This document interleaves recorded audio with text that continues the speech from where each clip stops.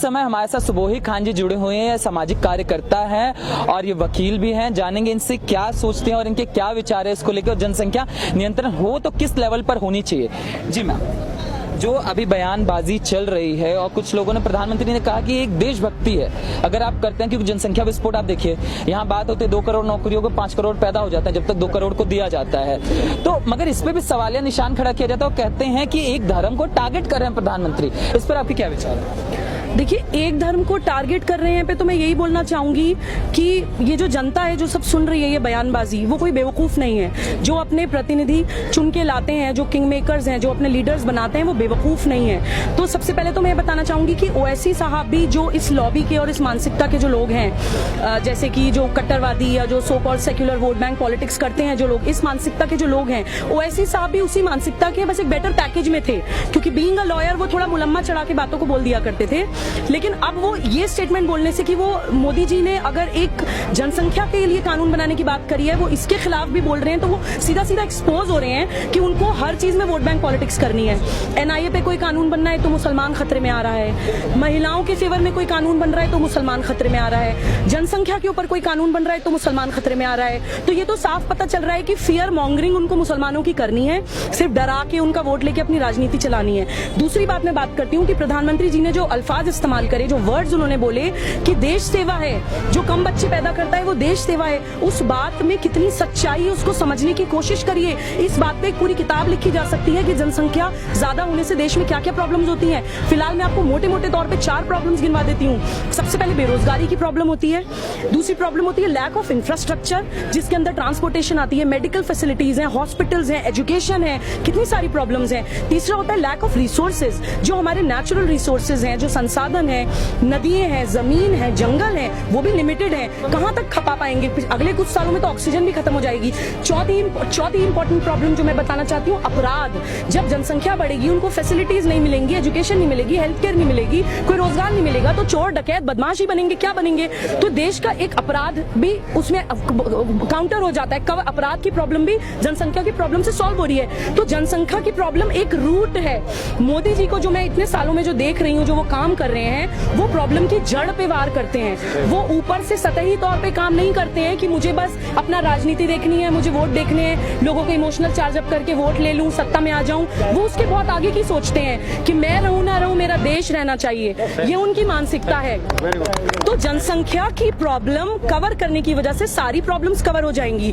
और मैं एक और स्पेशली मुस्लिम्स को ये बोलना चाहती हूँ कि आप लोग ये सोचिए कि आप लोगों, जो लोग आपको वर्गला रहे हैं उनकी तो गलती है ही, मैं बोलती हूँ आप लोगों की भी गलती है कि आप लोग क्या मतलब साइकोलॉजिकल गुलाम हैं, क्या मानसिक गुलाम है, क्या आपकी अपनी रैशनैलिटी नहीं है, या आप पढ़े लिखे नहीं है, आपको समझ नहीं आता है कि क्या हो रहा है। पिछले 70 सालों में इन सरकारों ने आपके लिए किया क्या है आज तक? आप लोगों को सिर्फ मोदी मोदी मोदी, बीजेपी बीजेपी करके इतना डरा दिया जा रहा है कि आपके फेवर में भी जो काम किया जा रहा है आपको वो भी आपके खिलाफ लग रहा है। ऐसी मानसिकता बना दी जा रही है, फियर मॉन्गरिंग हो रही है, इंसाइट करा जा रहा है फियर कि मोदी जी, अगर मैं एक मजाक की सी बात है लेकिन बहुत गहरी बात बोल रही हूँ, कि मोदी जी अगर 56 भोग भी सजा के देंगे तो ये डर होगा कहीं इसमें जहर ना मिला हो।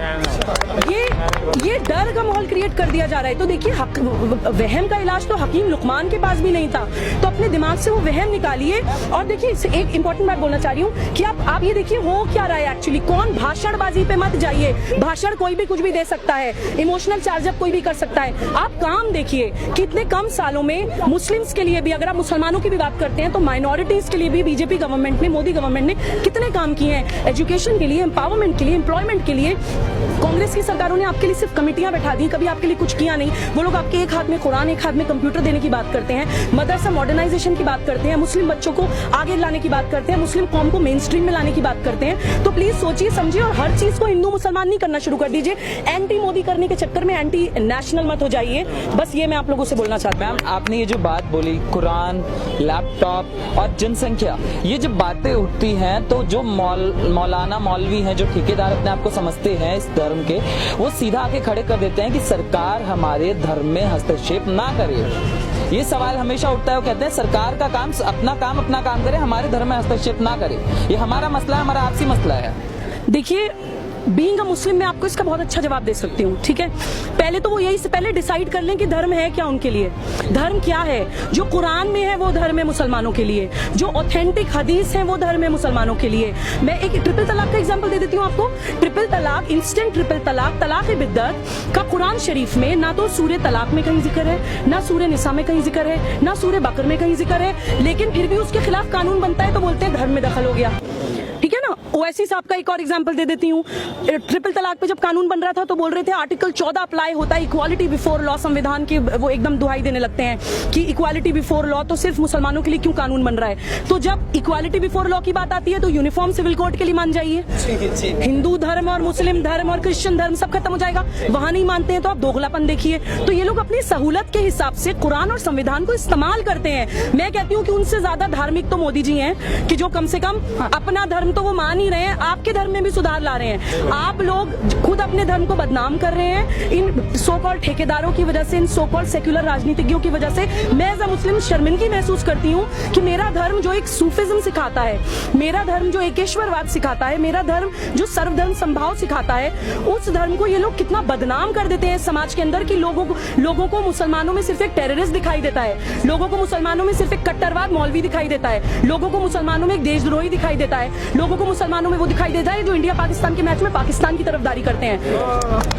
तो इस चीज के लिए मैं बोलती हूँ कि पढ़े लिखे मुसलमानों को आगे आना चाहिए, आ भी रहे हैं। और प्लीज जो लोग देख रहे हैं, जो मुझे सुन पा रहे हैं, प्लीज थोड़ा सा अपना माइंड अप्लाई करके थोड़ा सा अपनी पॉलिटिक्स चारों तरफ देखिए। ये जो टिपिकल राजनीति करते हैं ओवैसी साहब and Azam Khan and so called धर्म गुरुज, ये लोग माइनॉरिटीज के नाम पे दुनिया से जगह जगह से ज़कात के नाम पे पैसा लेके आते हैं और सारी अपनी तिजोरियां भरते हैं। उनके अपने बड़े बड़े महल हैं और आप सड़कों पे हैं। आप लोगों के लिए जो इंसान काम कर रहा है, जो इंसान आप लोगों के लिए काम कर रहा है, आप उसको शक की नजर से देख रहे हैं। आप लोग, मैं एक और एग्जांपल देना चाहती हूँ। कश्मीर में जो मुसलमान यूथ पत्थरबाजी करता है, मैं उन मुसलमान यूथ को ये बोलना चाहती हूँ कि आप लोग, हमें इस्लाम में क्या सिखाया जाता है? आखिरत सिखाई जाती है कि मरने के बाद जवाब देना पड़ेगा, अपने बुरे कर्मों का अल्लाह ताला को जवाब देना पड़ेगा। जब 1947 में जब जंग हुई थी तो पाकिस्तानियों ने कबायली अटैक किया था, तो उन्होंने मुसलमानी पाकिस्तानी आर्मी ने चुन चुन के मुसलमानों को मारा था। उन्होंने आपको मुसलमान समझ के छोड़ नहीं दिया था, उन्होंने आपको हिंदुस्तानी समझ के मारा था। और उसी इंडियन आर्मी में जिस पे आप पत्थरबाजी करते हैं, उसी इंडियन आर्मी ने अपनी जान पे खेल के आपको बचाया था।